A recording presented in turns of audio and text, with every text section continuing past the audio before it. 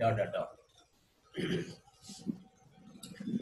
अब है इसका कुछ बेसिक प्रॉपर्टीज है सीरीज कॉम्बिनेशन का, ये समझना है कि when number of resistors connected in series are joined to the terminal of the battery, देखो बात कम करो, म्यूट कर दो अपनी मोबाइल को, then each resistance has a different potential difference across it depending on their resistance, but the total potential difference across all the ends of the resistors is just equal to potential difference across the terminal of the battery. इसका second point हो गया कि इसको अब ये हम अब ये तो स्टेटमेंट है, इसके बाद मैथमेटिकली डिस्क्राइब करेंगे। When a number of resistors are connected in series, then same current flows through each of resistor. Voltage same नहीं हो सकता है, हो भी सकता है नहीं भी हो सकता है, but current will remain same. अब रिजल्टेंट रेसिस्टेंस और इक्विवेलेंट रेसिस्टेंस कैलकुलेट हम सीरीज में कैसे करते हैं, इसको समझना जरूरी है। जो प्रीवियस टू रूल्स को हमने जो लिया है, वही टू रूल्स का यूज यहाँ किया जाएगा। So try to understand two rules we will use here,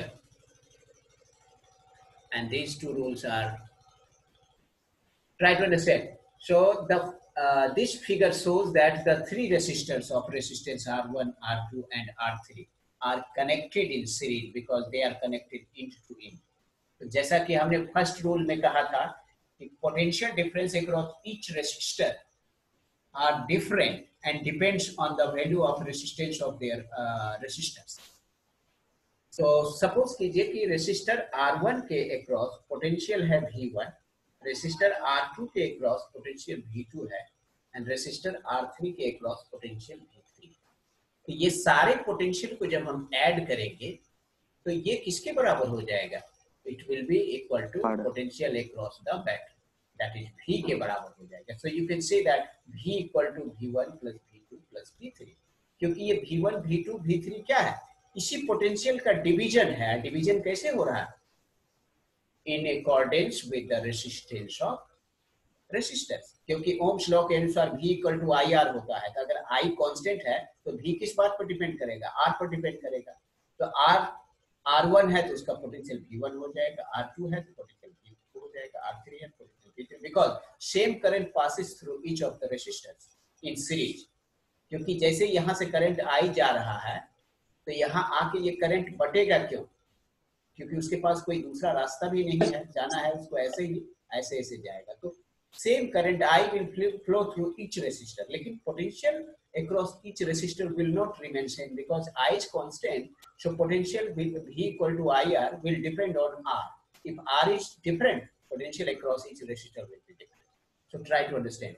तो एक कॉन्सेप्ट हमने बताया था कि potential difference across resistor R1 is V1, resistor R2 is V2, and resistor R3 is V3. So potential difference across battery will be just equal to sum of the potential difference across the resistor R1, R2, and R3. That is V equal to V1 plus V2 plus V3. Say this is equation 1. अब आपको करना क्या है? Applying Ohm's law to the whole circuit. V equal to क्या होगा? IR। Whole circuit में जाएं तो total potential difference across the terminal of the battery is just equal to V equal to IR because current passing through the whole circuit is I and potential supplied to the whole circuit is V, that by battery.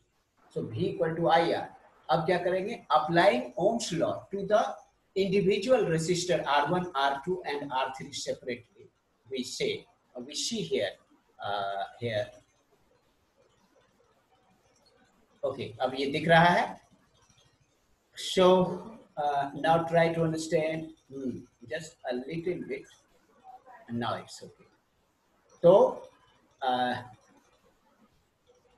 V1 equal to क्या हो जाएगा? Ohm's law apply कर रहे हैं cross resistor R1, तो V1 equal to हो जाएगा I R1, I तो सब में सेम ही रहेगा, and V2 equal to I R2, V3 equal to I R3।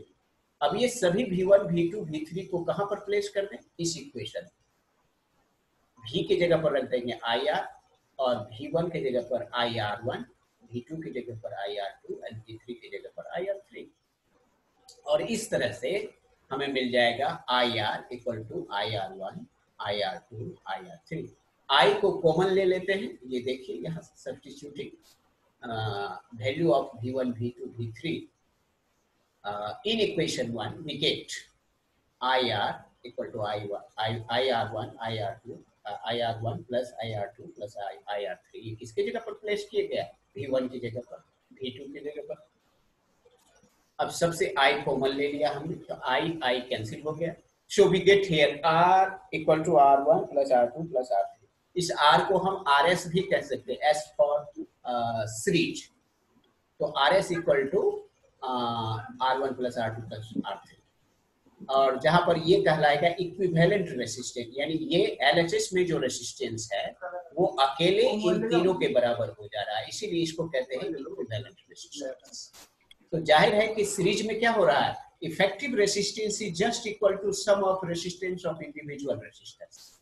इसीलिए सीरीज कॉम्बिनेशन वहां पर काम आता है जहां पर हमें हाई रेसिस्टेंस की जरूरत है, तो हम सभी रेसिस्टर को सीरीज में कनेक्ट कर लेते हैं। Okay, therefore we conclude that the sum of total resistance in series combination is just equal to sum of resistance of all the resistors। अब आगे देखते हैं पैरेलल कॉम्बिनेशन में रेसिस्टर्स इन पैरेलल। तो पैरेलल का क्या क्राइटेरिया है, हम कब कहेंगे कि वो पैरेलल में कनेक्टेड है, कि when two or more resistors are connected between the same points, यानी दो कॉमन पॉइंट के बीच ही ऑल रेसिस्टर को कनेक्ट कर देते हैं, तो वैसी स्थिति में हम उसको पैरेलल कॉम्बिनेशन कहते हैं। So remember, parallel combination is one of the combination of resistors in which two or more resistors connected between two common points। Mobile को म्यूट करो, मोबाइल को म्यूट करो, क्यों शोर हो रहा है? अब जरा ध्यान देना है। According to law of combination of resistance in parallel, ये तो अब समझ में आ गया कि पैरेलल कॉम्बिनेशन किसको कहेंगे, कि दो या दो से अधिक रेसिस्टर को उसके दोनों टर्मिनल को दो कॉमन पॉइंट्स के बीच ही कनेक्ट करते हैं। यानी अगर एक पॉइंट ए है और दूसरा पॉइंट बी है, तो resistor R1, one terminal of resistor R1, first terminal of resistor R1, first terminal of resistor R2, first terminal of resistor R3 will be connected two point A. अब बच गया सभी का सेकेंड टर्मिनल, तो second terminal of resistor R1, R2 and R3 connected to the common point B। Therefore, potential difference across each resistor will be equal, remain equal and constant. That is equal to potential VB minus VA। हाँ जी बोलो। अब देखो, अब इसकी law को समझा जाए कि पैरेलल कॉम्बिनेशन का लॉ क्या कहता है। According to the law of combination of resistance in parallel, क्या होता है कि the reciprocal of combined resistance of any number of resistors connected in parallel is just equal to the sum of reciprocal of individual resistance। That is, reciprocal of effective resistance is just equal to sum of reciprocal of resistance of individual resistors।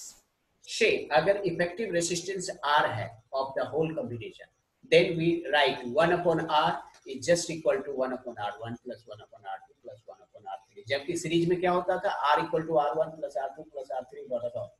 तो ये parallel combination का law है और ये equation है। अब सवाल है कि when a number of resistors are connected in parallel, then their combined resistance is less than the smallest individual resistance। ये एक important point है कि पैरेलल कॉम्बिनेशन में जो इफेक्टिव रेसिस्टेंस आएगा, each and every individual resistance उसमें भी जो स्मॉलेस्ट है उससे भी स्मॉलर आएगा। मतलब ये कि सर इसको फिर से समझाइए ना। इस पॉइंट को समझो कि when a number of resistors are connected in parallel, then combined or effective resistance या equivalent resistance is less than the smallest individual resistors। अब समझ में आ गया कि नहीं? इसको ऐसे समझो कि अगर हमारे पास 2 ओम का रेसिस्टर्स है, 3 ओम का रेसिस्टर्स है और 5 ओम का रेसिस्टर है, 3 है। तो हम इसको कैसे कनेक्ट करेंगे कि जो हमारा इफेक्टिव रेसिस्टेंस आएगा वो स्मॉलेस्ट वैल्यू से कम आएगा। तो इसमें अवेलेबल रेसिस्टेंस में स्मॉलेस्ट वैल्यू क्या है? 2 ओम। तो 2 ओम से भी लेस कब आएगा? जब हम उसको पैरेलल में कनेक्ट करेंगे। मतलब ये कि जब हम पैरेलल में कनेक्ट करेंगे तो हमारे पास 2 ओम का है ही, 3 ओम का है ही, 5 ओम का है ही, लेकिन इन तीनों से भी स्मॉलर आना चाहिए, यानी smallest of the individual resistance. इन तीन में से स्मॉलेस्ट कौन है? 2 ओम है। तो हमारा जो इफेक्टिव रेसिस्टेंस आएगा उससे भी कम आएगा, उससे भी लेस आएगा। अब समझ में आ गई बात? ओके, अब आप देखिए नेक्स्ट है आपका कुछ फीचर्स है पैरेलल कॉम्बिनेशन का। जैसे सीरीज में हमने कहा था कि voltage across each resistor is different in series combination but current will remain same across each resistor. यहाँ पर जस्ट उल्टा होगा। When a number of resistors are connected in parallel, the potential difference across each resistance is same and is equal to the potential difference across the battery or potential difference between the 2 points across which each resistor is connected. अब next क्या है कि when a number of resistors connected in parallel are joined to the 2 terminal of the battery, then different amount of current flow through each resistance or each resistance and depending on the value of resistance. अगर ज्यादा resistance है तो कम current उससे flow करेगा। सो parallel combination में current get divided as inverse proportion of the resistance, जबकि series में क्या होता था? Voltage was divided as in proportion of resistance. यहाँ इनवर्स प्रोपोर्शन में डिवाइड होगा। मतलब ये अगर रेसिस्टेंस ज्यादा है then current flowing through this resistors will be less. तो अब इसको एक बार फिर से समझिए। पहला में हमने कहा था कि voltage remain same across each resistor in parallel combination because in parallel combination 2 terminal of all resistors are connected to 2 common fixed points. Therefore, potential difference will remain same as that of the potential difference between the two. Now, what about current? तो यहाँ है कि when number of resistors connected in parallel and joined to the 2 terminal of the battery, then different amount of current will flow through each resistors depending on the value of resistance.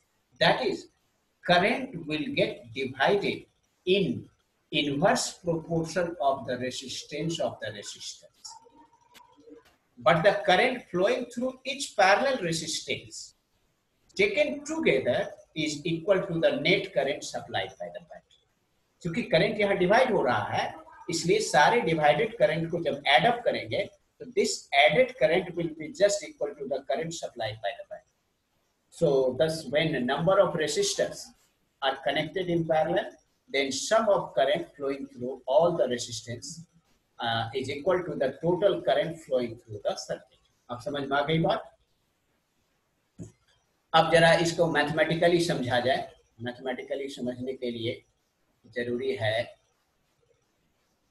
कि parallel combination में हमें क्या करना होगा? Equivalent resistance निकालना. Equivalent resistance को ही हम resultant resistance भी कहते हैं. ठीक है, तो इसको समझने के लिए करना क्या है कि resultant of resistance is connected in parallel और equivalent resistance connected in parallel. देखो फिगर दिया हुआ है आपका पैरेलल कॉम्बिनेशन में. There are 3 resistors, say resistors R1, R2 and R3 of resistance R1, R2 and R3 connected in series. ये गलत है. Connected in parallel. Now suppose current across each resistors R1 is I1, resistors R2 is I2 and resistor R3 is I3. यहाँ पर ये term को correct कर लेना. ये इन पैरेलल होगा. ठीक है, यहाँ जो सीरीज लिखा गया है कनेक्टेड इन सीरीज, ये मिस्टेक है. ठीक है, इसको पैरेलल कर लेंगे और आगे बढ़ते हैं. Now suppose current across resistance R1 is I1, R2 is I2, R3 is I3. क्यों ऐसा होगा? हमने अभी जस्ट बताया था. कि कूलम्ब्स लॉ के अनुसार V equal to I R होता है, तो I इक्वल टू क्या हो जाएगा, V अपॉन आर।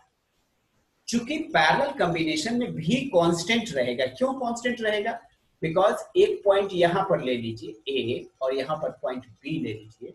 A का पोटेंशियल हो गया VA और B का पोटेंशियल हो गया VB, तो सभी रेसिस्टर के क्रॉस पोटेंशियल डिफरेंस कितना हो जाएगा, VB माइनस VA। सबके क्रॉस सेम ही रह जाएगा, because each terminal of the resistors, all resistors connected to single common point and other terminal of each resistors connected to other single common point. Therefore, potential difference across each resistor will remain same as that of the potential difference between the two common points in the circuit. अब current क्यों divide होगा, तो अभी आपको हमने just बताया था V equal to I R होता है, तो I equal to V upon R होगा। But here V is constant across each resistor, then I will depend only on resistance R. If R is different across each resistor, resistance is different across each resistor, then current will be different. इसीलिए तो जाहिर है कि V is constant, so I is inversely proportional to R. So current get divided in inverse proportion of resistance of resistors. इसीलिए current across resistor R1 will be I1, R2 will be I2 and R3 will be I3. अब कहना है कि कौन सा current ज्यादा और कम होगा, ये इस बात पर डिपेंड करेगा कि किसका रेजिस्टेंस ज्यादा या कम है। अगर R1 सबसे कम है तो सबसे ज्यादा करंट R1 के थ्रू जाएगा, because I is inversely proportional to R. Less is R, more current will flow through it. तो ये बात है। अब आगे देखते हैं ओम्स लॉ। ये एक इक्वेशन हो गया पैरेलल कॉम्बिनेशन का। हाँ, रेजिस्टेंस अगर तीनों में सेम रहेगा तब, रेजिस्टेंस तीनों में सेम रहेगा तो भी करंट का डिवीजन होगा। तब क्या होगा, 1/3 of current will flow through each, 1/3 of current will flow through each, ताकि सबको जब ऐड करेंगे तो फिर करंट आई हो जाएगा। अगर R1, R2 and R3 equal ना होता है, हाँ जी, ऐसा तो अगर तीनों रेसिस्टेंट का जो तीनों रेसिस्टेंट अगर सेम होगा, तीनों का रेजिस्टेंस सेम होगा, तो ऐसा सीरीज में होता है ना। नहीं, ये क्यों कंफ्यूज कर रही है तुम? हम यहाँ क्या कह रहे हैं, पैरेलल में करंट का डिवीजन होगा। तो वो बच्चा क्या क्वेश्चन पूछा कि अगर रेसिस्टर सभी का बराबर हो तब क्या होगा, तब करंट का जो डिवीजन होगा इक्वल अमाउंट में होगा, लेकिन फिर भी करंट का डिवीजन होगा। देखो सीरीज में क्या होता था, बैटरी से करंट आई चला, ये देखिए यहाँ ध्यान दीजिए, सीरीज में करंट आई चला नहीं, हाँ बैटरी से सप्लाई हुआ तो आई ही रह गया सबके अक्रॉस, क्योंकि सभी से करंट आई ही तो जाएगा, करंट डिवाइड क्यों होगा? तो इसलिए करंट के पास एक ही रास्ता है गुजरने का, ये है, ऐसे ही जाएगा, ऐसे ही जाएगा, सेम करंट विल पास। लेकिन पोटेंशियल डिफरेंस क्या होगा, ये रेसिस्टेंस पर डिपेंड करेगा, V equal to I R. लेकिन पैरेलल में क्या होगा, यहाँ पोटेंशियल डिवाइड हो रहा है in direct proportion of resistance, और पैरेलल में क्या होगा, करंट का डिवीजन होगा, क्योंकि यहां से करंट आई चला, देखो ऐसे ऐसे आई जा रहा है, बैटरी सप्लाई किया करंट आई, एंड यहां तक करंट आई आता है। लेकिन यहां के बाद क्या होगा, तीन पार्ट में करंट का डिवीजन होगा, इधर गया I1, इधर गया I2, इधर गया I3, और फिर यही सभी करंट यहाँ कलेक्ट होकर के फिर बन गया I। यानी इसका मतलब हो गया कि I इक्वल टू हो गया I1 plus I2 plus I3, क्योंकि charge is neither created not destroy, charge remains conserve. अगर यहाँ करंट I चल रहा है तो यहाँ सभी करंट डिवाइड होकर के भी उतना ही रहना चाहिए। अब एक क्वेश्चन बच्चे ने कहा कि अगर सभी का रेजिस्टेंस सेम हो तब क्या होगा? तब क्या होगा कि अगर यहाँ से करंट I चल रहा है ऐसे, तो यहाँ आने के बाद I/3 इधर गया, I/3 इधर गया, I/3 इधर, और ये सभी को जब ऐड करें, हाँ 1/3 करंट, अगर रेजिस्टेंस सभी बराबर रहा तो। लेकिन फिर भी करंट का डिवीजन तो हो ही रहा है। तो क्या सीखा आपने कि पैरेलल कॉम्बिनेशन में हम करंट को डिवाइड करते हैं। इसलिए मोबाइल में या कंप्यूटर में जो आपका वेरियस सर्किट है, वहाँ कुछ खास सर्किट को कम करंट चाहिए, कुछ खास सर्किट को ज्यादा करंट चाहिए। तो जितने भी इलेक्ट्रॉनिक गैजेट है उसमें पैरेलल कॉम्बिनेशन है, क्योंकि बाहर से तो सप्लाई हम करंट दे रहे हैं, मान लो कि 220 वोल्ट पर करंट दे रहे हैं, और अंदर में जाके किसी को 2 एम्पियर का करंट चाहिए, किसी को 0.1 एम्पियर का करंट चाहिए, किसी खास पार्ट ऑफ द सर्किट को, तो वो करंट का डिवीजन वहां पैरेलल में हो जाता है, पैरेलल कंबाइन रहता है, तभी करंट का डिवीजन होता है। आप समझ में आ गई बात? तो आपने क्या सीखा कि पैरेलल कॉम्बिनेशन में करंट का डिवीजन होता है, वोल्टेज सेम रह जाता है, जबकि सीरीज कॉम्बिनेशन में वोल्टेज का डिवीजन होता है, करंट सेम रह जाता है। इसलिए करंट के डिवीजन होने की वजह से यहाँ इक्वेशन हमारा हो गया I = I1 + I2 + I3। अब समझ में आ गई बात? ठीक है। और अब हम लेते हैं आगे apply Ohm's law. Ohm's law के अनुसार V = IR होता है, इसलिए I = V/R हो जाएगा, और इसलिए I1 = हो जाएगा V/R1, क्योंकि V सेम रह जाएगा, इसलिए R1 होने की वजह से करंट I1 हो जाएगा, R2 होने की वजह से करंट I2 हो जाएगा। एंड सो ये देखिए आपका इक्वेशन 2 है, इक्वेशन 3 ये अच्छा से डिस्क्राइब किया हुआ है, इसलिए इसका नोट्स आप इसी तरह से बना लेना, मैं YouTube पर आज भेज दूंगा। ओके, अब देखो, substituting all the value you get here, V/R = V/R1 + V/R2 + V/R3, और taking V common, तो हमें क्या मिल गया यहाँ पर? यहाँ देखो ये मिस्टेक फिर यहाँ हुआ, यहाँ पर भी होगा, समझ रहे हो कि नहीं? क्योंकि हम कॉमन क्या निकाल रहे हैं, भी ना कॉमन निकाल रहे हैं, इसलिए यहाँ पर जो I लिखा गया है इसको बाय मिस्टेक भी होना चाहिए, बाय मिस्टेक I लिखा गया। जरा ध्यान से काम कीजिए, तो ये भी और ये भी कैंसिल हो गया, तो we get 1/R = 1/R1 + 1/R2 + 1/R3 proved. This is the parallel combination. Therefore, we conclude that sum of the total resistance in parallel combination is just equal to sum of the reciprocal of the resistance of individual resistors. अब compare है difference between series and parallel, ये जरा ध्यान दें। क्या होता है parallel combination में? If one electric appliances stops working due to some defect, then all other appliances keep working normally. This is advantage of parallel combination. जबकि सीरीज में क्या होगा? If one electric appliances stop working due to some defect, then all other appliances stop working. क्योंकि सब में current का supply ही रुक जाएगा। कैसे? ये डिसएडवांटेज। हाँ, ये सीरीज का डिसएडवांटेज है। ये देखो जरा ध्यान देना, यहाँ मैं सीरीज में आ गया। मान लीजिए कि ये रेसिस्टर जल गया, मेल्ट कर गया हाई हीट की वजह से, वोल्टेज फ्लक्चुएशन की वजह से। तो जैसे कि जल गया तो यहाँ से सर्किट ब्रेक हो गया, तो फिर जैसे ही ब्रेक हो गया तो करंट इसमें भी नहीं आएगा, इसमें भी नहीं आएगा, जबकि ये मेल्ट नहीं किया, ये ब्रेक नहीं हुआ, ये सही ही है, फिर भी वर्क करना छोड़ देगा। बिकॉज सीरीज कॉम्बिनेशन में एक अप्लायंसेस अगर ड्यू टू डिफेक्ट वर्क करना बंद कर देता है, स्टॉप वर्किंग, तो करंट का सप्लाई पूरे होल सर्किट में कट जाता है। इसकी वजह से बाकी अप्लायंसेस भी वर्क करना बंद कर देता है। अब समझ में आ गई बात? लेकिन पैरेलल में ऐसा नहीं होगा। अगर पैरेलल देखो ये है, अगर ये रेसिस्टर्स मेल्ट कर गया due to high current flowing through this, तो क्या होगा? इसमें करंट सप्लाई रुक जाएगा, लेकिन इसमें करंट जाएगा ही जाएगा, इसमें करंट जाएगा ही जाएगा। आप समझ गए कि नहीं? तो ये फैक्ट है। अब सेकेंड पॉइंट ये है, in parallel circuit each electric appliances had its own switch due to which it can be turned on and turned off. Parallel combination में क्या होगा कि हर एक सर्किट का, हर एक part of the parallel combination का अपना अपना स्विच होगा, तो उसको आराम से स्विच ऑन स्विच ऑफ कर सकते हैं। जैसे एक रूम को स्विच ऑफ करते तो दूसरे रूम का स्विच बल्ब ऑफ हो जाता है? नहीं होता है, क्योंकि आपके घर में सर्किट जो है पैरेलल में कंबाइन है। अपनी सुविधा अनुसार किसी घर का ऑफ कर देते हो, दूसरे घर में जला देते हो, लेकिन सबको अगर सीरीज में कनेक्ट कर देते तो क्या होता कि एक घर को बल्ब जला करके कुछ काम करना चाहते तो अपने आप दूसरे घर में भी जल जाता। इसलिए ये डिसएडवांटेज है सीरीज कॉम्बिनेशन का, पैरेलल कॉम्बिनेशन का ये एडवांटेज हुआ।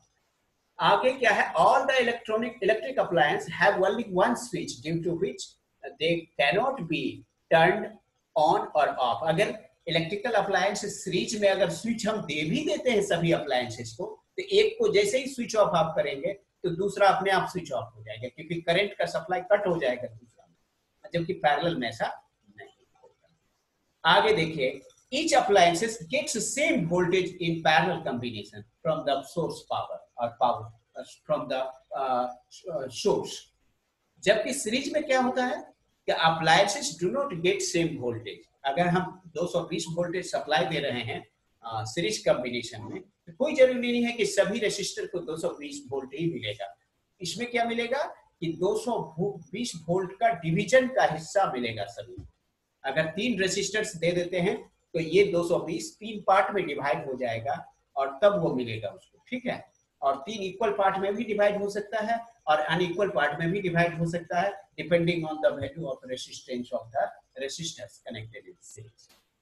और जबकि पैरेलल में क्या होगा कि कितना भी रेसिस्टर्स हम कनेक्ट करते हैं या अप्लायंसेस कनेक्ट करते हैं, लेकिन सबको सेम वोल्टेज मिलेगा। इसीलिए अगर आपके पास 4 इलेक्ट्रॉनिक अप्लायंसेस है, जो कोई 2 वोल्ट पर काम कर रहा है, कोई 50 वोल्ट पर काम कर रहा है, कोई 100 वोल्ट पर काम कर रहा है, कोई मान लीजिए 150 वोल्ट पर काम कर रहा है, तो ऐसी स्थिति में उसको कैसे कंबाइन करेंगे कि सबको उतना वोल्टेज मिलता रहे। तो पैरेलल में तो ऐसा नहीं होगा। पैरेलल में तो सबको सेम वोल्टेज मिलेगा, इसलिए ये सभी डिवाइसेस एक साथ पैरेलल में कनेक्ट नहीं हो सकता है, जबकि इस सभी को सीरीज में कनेक्ट हम करके उसके हिसाब से वोल्टेज उसको दे सकते। आगे देखिए, overall resistance of household circuit is reduced due to which current from power supply is high. और पैरेलल कॉम्बिनेशन का एडवांटेज ये है कि ओवरऑल रेजिस्टेंस, जो नेट रेजिस्टेंस ऑफ सर्किट होता है वो लेस होता है, इसलिए high current flow through the circuit और पावर का डिसिपेशन या डैमेज कम होता है, बर्बादी कम होता है पैरेलल कॉम्बिनेशन। जबकि सीरीज कॉम्बिनेशन में क्या होगा, पावर की बर्बादी ज्यादा होगा, बिकॉज सीरीज कॉम्बिनेशन में क्या होता है, ओवरऑल जो इक्विवेलेंट रेजिस्टेंस आता है वो हाई होता है, because it is just given as R = R1 + R2 + R3 dot dot. इसलिए इसमें रेजिस्टेंस हाई होने की वजह से पावर का डैमेज ज्यादा होता है in the form of heat. अब आपका ये सभी कंप्लीट हो गया। अब हमारा न्यू टॉपिक चलेगा, heating effect of electric current. Okay, समझ रहे हो सभी लोग? सर हीटिंग इफेक्ट भी तो हो ही गया था, ये तो आप फिर से पढ़ा। हाँ, तो आज कंप्लीट सर ही एक कर देते क्वेश्चन हैं। बोले हाँ बोलो। सर। सर पैरेलल कॉम्बिनेशन में अगर जो एक का मतलब किसी का स्विच ऑफ कर दिए एक रेजिस्टेंस का, तो उसका जो करंट फ्लो कर रहा है फिर ई दोनों में जुड़ जाएगा ना? हाँ, तो इन दोनों में बढ़ जाएगा। आप समझ में आ गया कि नहीं?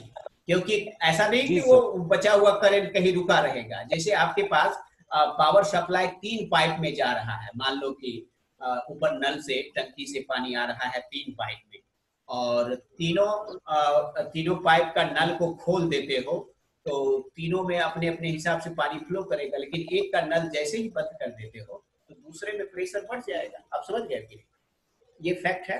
तो ये जो, चूंकि एक अगर स्विच ऑफ कर देते हो तो सप्लाई जो बैटरी से आ रहा है करंट वो तो आई ही आ रहा है, तो ये I1 और I1 अगर ब्रेक हो गया तो I2 I3 मिलकर ही I के बराबर आ जाएगा।